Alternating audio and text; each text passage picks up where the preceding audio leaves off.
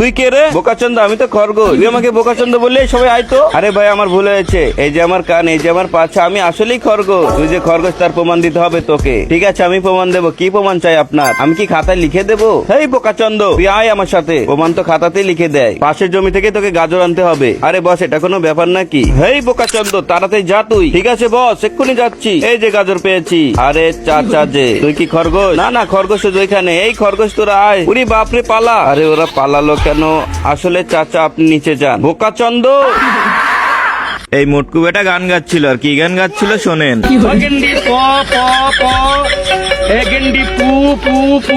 আর এইখানে দুটো কিসের চোখ? ও, এ তো খরগোশ। বন্ধুরা চুপ, বোকাচন্দ্রকে ভয় দেখাবো। এরপর যখন মোটকু বেটা সামনে দিয়ে যাচ্ছিল, এখানে ভূত আছে। ভূত না আমার বাল। দাঁড়া বোকাচন্দ্র, তোর পিছে পিছে আমি যাচ্ছি।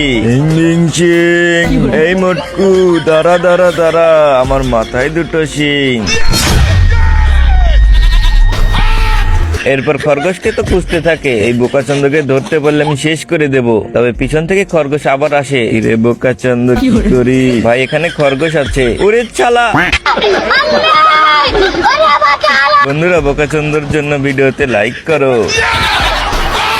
না বন্ধুরা, তোমরা ভিডিওতে সাবস্ক্রাইবও করো প্লিজ। হাঁসের বাচ্চা, তুই আমাকে এখানে কেন নিয়ে এসেছিস? কেন নিয়ে এসেছি একটু পরেই বুঝতে পারবি। চল আমার সাথে। এখানে বস। তুই আমাকে কি করবি? এই নে বোকাচন্দ্র। ইসকেও, তুই কেমনে জানলি আমার পেটে এত টাকা ছিল? এগুলো জাদু। আর এই টাকা এখন টোপ বানিয়ে দেখ, চোর ধরবো। সবসময় শুধু ফাজলামি বুদ্ধি। টাকলা, তুই একদম চুপ। কিছুক্ষণ পর সেখানে চোর আসে। উরি বাপরে, হাঁস 70 টাকা নিয়ে গেল। হ্যাঁ, এখন বসিটা টান মারি। কি ব্যাপার? মাছ আমার ফেভারিট খাবার। বোকাচন্দ্রের বাচ্চা চোর পালাইছে। আইডিয়া। টাকলা, তুই যা। যাক, বেঁচে গেলাম। এই নে তুই, কাজ হয়ে গেছে। এই শয়তান 1000 কেজির 3টা শূন্য মুছে দিয়ে লুকিয়ে পড়ে। আর সেখানে ছোট্ট লোকটি আসে, 1 কেজি পাথর ভেবে উঠিয়ে ফেলে। আর সেই শয়তান ভাবে সেও পারবে, তাই সে নাচতেছিল। আর যখনই উঠাতে যায় তখন লেখাগুলো উঠে যায়। এরপর এখানে আবার শক্তি পরীক্ষা করছিল। নে এবার তুই নে। তবে সে মারতে গেলেই শয়তান কুকুর সামনে ধরে রাখে।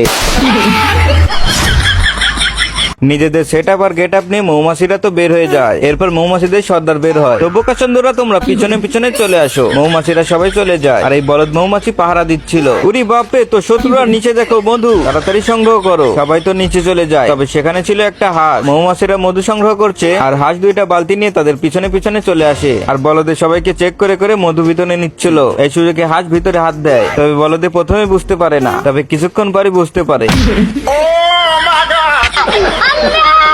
শালার পুত আমার সাথে মস্করা করে। ঢ্যাং ঢ্যাং করে সমুদ্রের পানিগুলো যাচ্ছিল।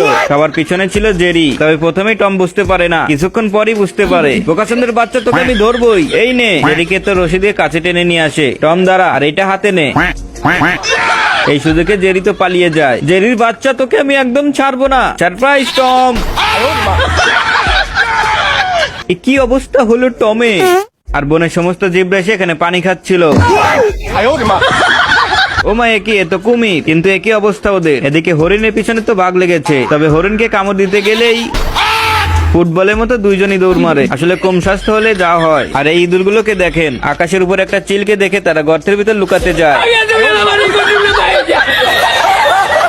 এই ফাঁকে তোমরা ভিডিওতে লাইক করো, চ্যানেলটি সাবস্ক্রাইব করো তো একটু। এখানে হাঁসেরা গোসল করছিল। তার মাঝে ছিল সেই ছোট্ট হাঁস। ভীষণ মজা করেই তারা গোসল করছিল। এদিকে হাঁসের রূপ নিয়ে আসে শয়তান।